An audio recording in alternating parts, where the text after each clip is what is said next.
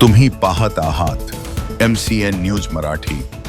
अकोला जिल्ह्याचे पालकमंत्री तसेच खामगावचे विधानसभा मतदारसंघाचे भाजपा आमदार आकाश फुंडकर यांच्या नेतृत्वाखाली भारतीय जनता पार्टीने खामगावात दणदणीत यश प्राप्त करून आपल्या झंझावाताने नगरपालिकेतील विरोधकांना भुईसपाट केले आहे।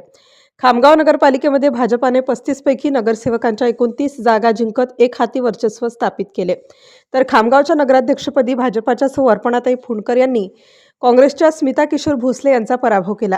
सौ अर्पणाताई फुंडकर यांना 25,654 मते मिळाली, तर त्यांच्या प्रतिस्पर्धी काँग्रेसच्या स्मिता भोसले यांना 14,885 मते प्राप्त झाली।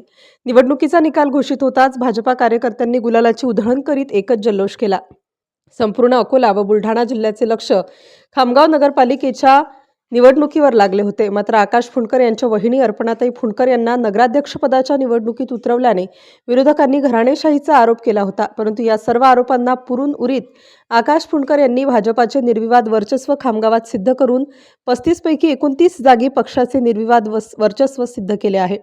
निकालानंतर सर्व विजयी उमेदवारांची शहरात विजय रॅली काढण्यात आली। गुलाल उधळीत व ढोलताशांच्या आवाजावर नृत्य करीत भाजपा कार्यकर्त्यांनी आपला विजय साजरा केला। MCN न्यूज मराठीकरिता शेख अजीज मोहम्मद, खामगाव। आज आपण विजयी झालेले आहात नगराध्यक्षपदी, काय सांगाल?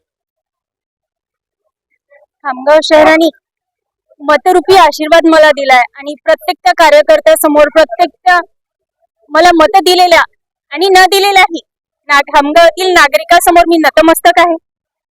हे यश मी प्रत्येक त्या कार्यकर्त्याला समर्पित करते आणि आपल्या सगळ्यांचे लाडके लोकनेते स्वर्गीय श्री भाऊसाहेब फुंडकर यांना मी आजचं हे यश समर्पित करते।